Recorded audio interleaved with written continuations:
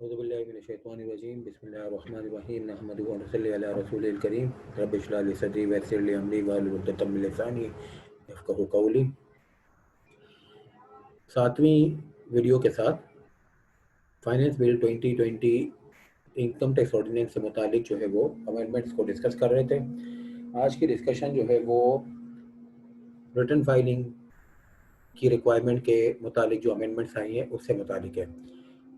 इससे मुतालिक जो है वो amendment although earlier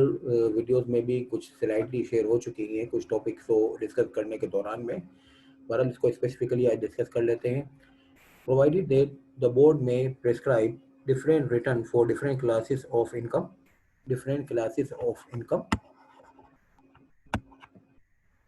and persons, including persons subject to final taxation. In order to provide effect to the above proviso, subsection 4(4)(a)(5) of section 115 dealing with filing and revision of FTR statement in case of person income having income under final tax regime are proposed to be deleted. In practice, it is viewed that there is a divorce between accounting and tax records where the income is subject to final taxation, as the statement of FTR merely shows the revenue and related withholding tax. Resultantly, the calculation of deferred tax implication for financial statement purposes under IAS 12 also become redundant in such cases. In such cases to mean, अगर आपकी income FTR की होती है तो FTR की income के बारे में आज तक तो ये हो रहा था कि आप जो है वो FTR का स्टेटमेंट फाइल कर देते थे और FTR के स्टेटमेंट में एक सिंगल पेजर जो है वो स्टेटमेंट है जिसके अंदर जो है वो रेवेन्यू रिकॉर्ड होता है, रेवेन्यू का अमाउंट होता है और इसकी रिलेटेड विथहोल्डिंग टैक्स होती है। बाकी इसके अलावा आपकी कोई एसेट बेस और टैक्स बेस की डिस्कशन कोई नहीं होती है। नतीजतन जो है वो ये प्रैक्टिस में जो है वो कहा जाता था आज तक कि अगर आपकी इनकम FTR में आती है तो आपका टैक्स रिकॉर्ड जो है वो बिल्कुल जो है वो चीज़ रिफ्लेक्ट, वो इकोनॉमिक अफेक्ट जो है वो रिफ्लेक्ट नहीं करता जो कि जो है वो अकाउंटिंग अफेक्ट आपके फाइनेंशियल स्टेटमेंट में आ रहे होते हैं। एंड एज अ रिजल्ट जो है वो इसको ये कहा जाता है कि ये तो जो है वो डाइवोर्स हो गया between accounting and tax records. अब इस चीज़ को कैटर करने के लिए, यानी कि ये डाइवोर्स को अवॉइड करने के लिए, divorce is now avoided through return filing requirement for FTR as well, जो कि 12 जो है वो टैक्स ईयर 2020 के रिटर्न के बारे में भी अप्लीकेबल उम्मीद है। टैक्स ईयर 2020 का जो रिटर्न है जो कि जो है वो सितंबर में फाइल होने जाएगा, जो कि जो है वो दिसंबर में फाइल होने जाएगा, उसके मुताबिक ये अमेंडमेंट जो है वो अप्लीकेबल हो जाएगी और इसके लिए FBR जो है वो एम्पावर्ड है कि वो SRO के थ्रू जो है वो रिटर्न का फॉर्मेट और जो है वो रिटर्न की जो है वो शराइत जो है वो गाइडलाइंस जो है जैसे कि हर साल आती हैं वो इसको प्रेस्क्राइब करेगा। अच्छा, अब जो है वो ये भी हो सकता है कि FBR के पास ये भी पावर है कि वो डिफरेंट क्लासेस ऑफ इनकम में शायद हो सकता है कि रेजिडेंट के बारे में कुछ अलग फॉर्मेट हो, नॉन रेजिडेंट के बारे में अलग फॉर्मेट हो, जिसकी इनकम जो है वो बेसिकली सैलरी इनकम है तो उसके लिए जो है वो अलग फॉर्मेट हो। तो ये different classes of income to mean कि डिस्क्रिप्शन ऑफ इनकम चेंज होगा तो उसके साथ साथ जो है वो उसका रिलेवेंट फॉर्म जो है वो चेंज हो सकता है। इसके पास जो है वो FBR में जो है वो एम्पावरमेंट जो है वो कंटेन की गई है इस बजट के थ्रू। अब देखा जाएगा कि बहरहाल जो है वो इसमें क्या SRO आता है, उसकी क्या गाइडलाइंस होती है और किस तरीके से ये चीज़ जो है वो इम्प्लीमेंट होती है। बहरहाल एक बात कंफर्म हो गई कि ये जो है वो एक इम्पोर्टेंट डेवलपमेंट है towards documentation of the economy and particularly in relation to those situations where the person was accounting his income under final tax regime without disclosing any books of accounts and without disclosing any financial and economic transactions of the financial statements. अच्छा, अब return filing से मुतालिक एक और amendment ये आई है कि return को अगर आप रिवाइज करना चाहते थे तो इसके लिए लाजमी तौर पे कमिश्नर की अप्रूवल लेनी पड़ती थी। और कमिश्नर की अप्रूवल लेने के साथ जो है वो उसकी कुछ और शराइत भी हैं, इंक्लूडिंग एक शर्त ये भी थी कि अगर आपकी इनकम के मुतालिक अमेंडमेंट ऑफ असेसमेंट हो ही हो तो सूरत हाल में रिवाइज रिटर्न जो है वो फिगर शो नहीं कर सकता जो कि अमेंडमेंट ऑफ असेसमेंट से जो है वो कम की फिगर हो, या उससे ज़्यादा लॉस जो है वो नहीं डिक्लेयर कर सकता जो अमेंडमेंट ऑफ असेसमेंट के अंदर जो है वो कमिश्नर ने असेस की हुई है। मगर ये कि अब जो है वो ये एक प्रोविजो जो है वो ये प्रोविजन जो है वो लॉ में इंक्लूड किया गया है, जिसमें ये कहा गया है कि कोई भी कंडीशन के बगैर, हाँ एक कंडीशन तो है कि आपको कमिश्नर की अप्रूवल तो अभी भी लेनी पड़ेगी, मगर ये बात कि audit revise audited financial statements लगाइए और आपकी इनकम जो है वो उससे कम नहीं होगी जो कि जो है वो अमेंडमेंट ऑफ असेसमेंट में कमिश्नर ने जो है वो ताबीर की है, या उस लॉस से ज़्यादा जो है वो आप लॉस डिक्लेयर नहीं कर सकते जो कमिश्नर ने जो है वो अमेंडमेंट ऑफ असेसमेंट के अंदर जो है वो वर्कआउट किया हुआ है। ये बहरहाल जो है वो एक कंडीशंस को माफ़ करके सिर्फ कमिश्नर की अप्रूवल लेके एक जो है वो रिटर्न रिवाइज करने की एक अच्छी जो है वो तरकीब लॉ ने जो है वो वादा की है। अब इसके अंदर बहरहाल एक जो है वो इन्होंने चीज़ डाल दी है कि आपको ये कमिश्नर को शो करना पड़ेगा कि मेरी जो है वो ये मूव कि मैं अपनी रिटर्न को रिवाइज करना चाह रहा हूँ विदाउट एनी कंडीशन, सिर्फ आपके अप्रूवल से जो है वो रिवाइज करना चाहता हूँ, इसमें आपको ये कहना पड़ेगा कि बोनीफाइड ओमिशन और रॉन्ग डिक्लेरेशन की वजह से मैं रिवाइज कर रहा हूँ। अब ये कैसे पता चलेगा बोनीफाइड क्या है और क्या नहीं, तो ये बहरहाल needs to be clarified. Last year जो है वो यही वर्ड जो है वो सेक्शन 23 में एनआईसी की रिक्वायरमेंट जो आई थी अनरजिस्टर्ड पर्सन को सेल के सिलसिले में, उसके लिए वर्ड यूज़ किया गया था और फिर इसके ऊपर काफ़ी डिबेट हुई थी और फिर अल्टीमेटली जो है वो इसके ऊपर एसआरओ को जो है सर्कुलर को जारी करना पड़ा था जिसमें 4 शराइत मुकर्रर की गई थी जिसकी बेस पे बोनीफाइड का जो है वो सिचुएशन जो है वो ताबीर किया जाता था या वर्कआउट किया जाता था। बहरहाल इसी तरीके से यहाँ पे भी कुछ एक सर्कुलर को जो है वो लाना पड़ेगा, अदरवाइज जो है वो it is very difficult to define about the bona fide without any guideline from the FBR side। अच्छा, अब इस केस में पर्टिकुलरली प्रैक्टिकल रीजंस के लिए हमारे पास ये आ गया कि revision can be with lesser income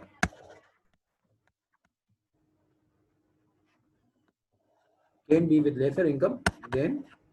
amendment of assessment।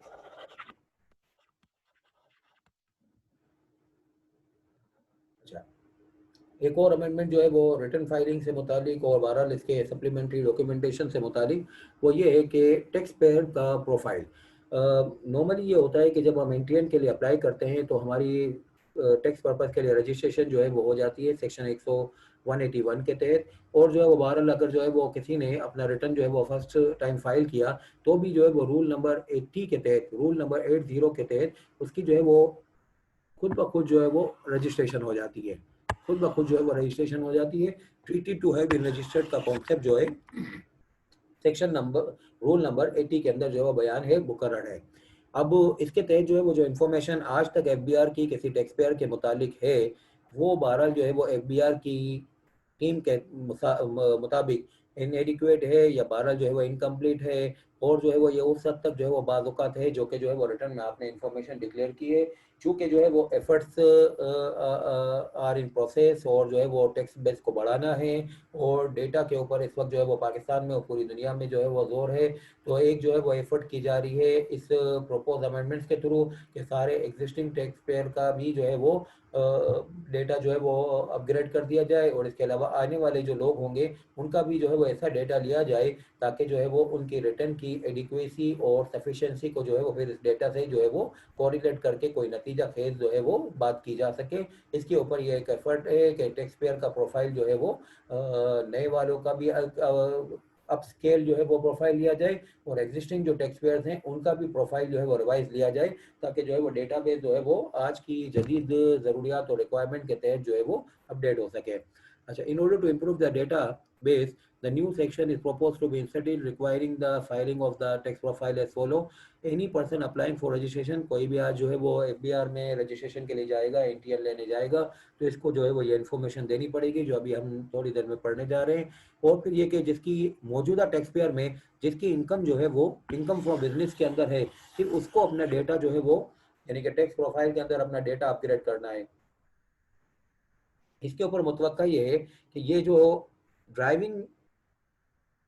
Income from business chargeable to tax, ये 12 जो है वो इसके अंदर जो है वो गलत आ गया है, इसके अंदर जो है वो करेक्शन होनी चाहिए। इसमें every person having taxable income जो है वो रिप्लेस होना चाहिए। इससे तो जो है वो इस सूरत हाल में ये बात हो रही है कि सिर्फ उन्हीं लोगों का यानी एग्जिस्टिंग टैक्स पेयर में उन्हीं लोगों का जो है वो डेटाबेस में अपडेशन होना चाहिए जिसकी इनकम फ्रॉम बिजनेस है। अगर वो कैपिटल गेन अर्न कर रहा है यानी कि सिर्फ कैपिटल गेन अर्न कर रहा है या फिर एक सैलरीड इंडिविजुअल है तो उसकी जो है वो 12 डेटाबेस कैसे अपडेट होगी। तो ये रिक्वायरमेंट जो है वो यानी कि जो बेस है यानी कि जो व्यू पॉइंट है कि इसको डेवलप होना है डेटाबेस को हर एक टैक्स पेयर के लिए, वो यहाँ पे जो है वो क्लैश हो रहा है। यहाँ पे इनकम फ्रॉम बिजनेस की जगह पे यानी कि एग्जिस्टिंग टैक्स पेयर के केस में इनकम फ्रॉम बिजनेस के जो है वो शराइत को हट के यहाँ पे जो है वो every person having income chargeable to tax या every person having taxable income वो 12 जो है वो रिफ्लेक्ट होगा। तो फिर जो है वो सही इसके ऊपर जो है वो सूरत यार आएगी। तो ये जो है वो इफेक्टिवली होना चाहिए, needs to be person having income chargeable to tax. अच्छा, थर्ड नंबर पे जो है वो सूरत हाल कि जिसकी इनकम जो है वो सब्जेक्ट टू फाइनल टैक्सेशन है। चौथे नंबर पे ये कि अगर नॉट फॉर प्रॉफिट ऑर्गेनाइजेशन हो तो उसको बहरहाल जो है वो नॉट फॉर प्रॉफिट ऑर्गेनाइजेशन के बारे में जो है वो हम इंशाल्लाह अगली जो वीडियो होगी उसके अंदर डिस्कस करेंगे कि ये ऐसी ऑर्गेनाइजेशन होती है जो कि कमिश्नर के अप्रूवल के तहत बनती है और इसके ऊपर जो है वो टैक्सीबिलिटी इस तरीके से माफ़ है कि उसकी जितनी भी टैक्स लाइबिलिटी होती है उतना ही उसका क्रेडिट होता है, यानी 100% क्रेडिट की बेस पे ये जीरो टैक्स पे वर्कआउट करती है। इसके ऊपर जो है वो कुछ ज़रूरियात, कुछ इंटरनेशनल प्रेशर, कुछ जो है वो अदर रेगुलेटरी रिक्वायरमेंट के तहत जो है वो इनके डेटाबेस जो है वो बहुत स्मार्ट वे में जो है वो कंपाइल की जा रही है। This is also one of the effort के not for profit organisation although is not contributing towards the national exchequer but still they are required to follow the database requirement यानी कि टैक्स प्रोफाइल के अंदर इनको update कराना पड़ेगा। अच्छा, trust for welfare organization Pakistan में जो एनजीओज का यानी नॉट फॉर प्रॉफिट ऑर्गेनाइजेशन का जो सेक्टर है टैक्स पर्पज के लिए वो इस तरीके से डिवाइडेड है कि ट्रस्ट एंड वेलफेयर इंस्टीट्यूशन, ये जो है वो बेसिकली वो ट्रस्ट फॉर वेलफेयर इंस्टीट्यूशन है जो clause number 66 part 1 second schedule के अंदर एग्जेम्प्ट एंटिटीज कहलाती हैं और इनको जो है वो 100% क्रेडिट वही सेक्शन 100C के तहत मिलता है। Although they are not presently registered with the commissioner for the purpose of status S MPO, मगर एक बार इनको जो है वो सॉवरेन जो है वो बेसिकली एग्जेम्पशन दी गई है in pursuance of clause number 66 part 1 second schedule. अच्छा, any other person prescribe by the board, FBR के पास ये पावर है कि इस लिस्ट को आगे के जो है वो किसी सर्कुलर एसआरओ के थ्रू जो है वो एक्सपेंड भी कर सकती है।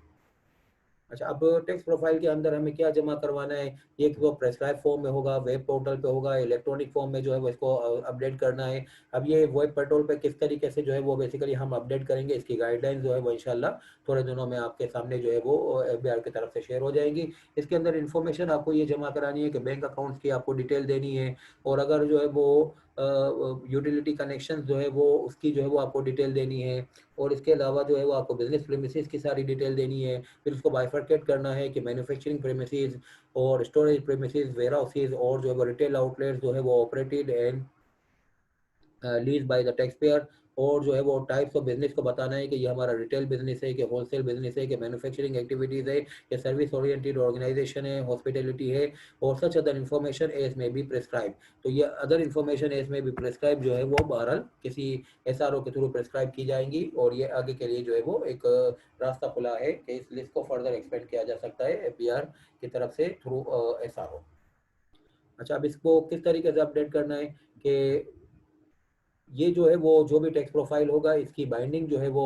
एस्टेब्लिश करने के लिए अगर ये इंडिविजुअल की तरफ से होता है इंडिविजुअल खुद से इसको साइन करेगा और अगर अदर देन इंडिविजुअल हुआ लाइक कोई कंपनी हुई, लाइक कोई ट्रस्ट हुआ, लाइक जो है वो कोई नॉन रेजिडेंट हुआ, नॉन रेजिडेंट कंपनी हुई तो उस सूरत हाल में सेक्शन 172 में रिप्रेजेंटेटिव की तारीफ है यानी कि जो है वो बेसिकली कंपनी के केस में रिप्रेजेंटेटिव डायरेक्टर होता है, ट्रस्ट की केस में जो है वो उसका कोई ट्रस्टी होता है तो वो जो है वो इसको अप्लाई करेंगे, वो इसको साइन करेंगे और शेल बी फाइल इलेक्ट्रॉनिकली, ये वेब पोर्टल पे जो है वो फाइल होगा। इसकी मैनुअल फाइलिंग जो है वो बहरहाल पॉसिबल नहीं है। इसकी ड्यू डेट ऑफ फाइलिंग इस तरीके से हुई कि अगर कोई 30 सितंबर 2020 तक अगर जो है वो एफबीआर में रजिस्टर्ड है, यानी उसके पास एनटीएन है, तो वो 31 दिसंबर 2020 तक अपने प्रोफाइल को अपडेट कर दे। और अगर जो है वो 30 सितंबर के तक वो रजिस्टर्ड नहीं है, यानी कि वो अक्टूबर में, नवंबर में, दिसंबर में, जनवरी में कहीं जाके जो है वो एफबीआर के पास रजिस्टर्ड होता है, यानी एनटीएन लेता है, तो उस सूरत हाल में फिर वो अपनी रजिस्ट्रेशन के जो है वो 90 दिनों के अंदर अंदर इसको जो है वो प्रोफाइल को इस वेब पोर्टल पे जाके अपडेट करेगा। और अगर एक मरतबा जो है वो आपने ये चीज़ अपडेट कर दी, उसमें कोई चेंज आया, लाइक जो है वो रिटेल आउटलेट आपने 4 लिखे थे, अब वो 6 हो गए, तो उसकी जो है वो अपडेशन करनी पड़ेगी। बैंक अकाउंट आपने 2 लिखे थे, अब वो 3 हो गए। तीसरे खुलने के बाद जो है वो चौथा जो है खुलवाने के लिए आपने तीसरे को बंद करवाया, तो ये डिटेल जो है वो बहरहाल आपको देनी होगी। तो what ever the information that you have provided in your earlier text profile, अगर वो किसी दर्जे में अपडेट होता है, इसकी आपको पेट्रोलिंग करनी पड़ेगी। तो उसको 90 डेज के अंदर अंदर एफबीआर को जो है वो शेयर कीजिएगा through filing of the modified और रिवाइज टेक्स्ट प्रोफाइल। तो उसी पैटर्न पे फाइल होगा जिस पैटर्न पे आपने पहले फाइल किया था, बस इसमें ये होगा कि 90 डेज ऑफ चेंज के अंदर अंदर आपको ये अपडेट करना पड़ेगा, फाइल करना पड़ेगा। अच्छा, अगर किसी ने ये फाइल नहीं किया और इसको जो है वो अपडेट नहीं किया, तो उसके नताइज क्या है? जो 2,500 रुपये की जो है वो पेनल्टी है पर डे की, और जो है वो इसकी मिनिमम पेनल्टी जो है वो 10,000 रुपये की है। यानी किसी ने अगर इसको 3 दिन के डिले से फाइल किया तो 10,000 रुपये की पेनल्टी है, और अगर जो है वो किसी ने इसको जो है वो 6 दिन के डिले से फाइल किया तो उस सूरत हाल में 2,500 मल्टीप्लाई बाई 6 जो है वो 15,000 रुपये की पेनल्टी लगेगी। फिर एक जो है वो इसका नतीजा ये भी होगा कि वो नॉन फर्निशिंग और नॉन अपडेशन जो है वो इसके नतीजे में ये भी होगा कि वो एटीएल की लिस्ट से जो है वो निकल जाएगा। ATL removal to mean doubling of withholding tax under 10 schedule. Income tax ordinance में 10 स्केड्यूल है, जिसमें कुछ अमाउंट के बारे में तस्करा है कि ये अमाउंट जब आपको मिलेंगे तो जो देने वाला है वो आपको जब ये अमाउंट दे रहा होगा और उसके ऊपर विथहोल्डिंग टैक्स जो है वो डिडक्ट करने की रिक्वायरमेंट है, तो विथहोल्डिंग टैक्स का जो भी रेट है, यानी फॉर एग्जांपल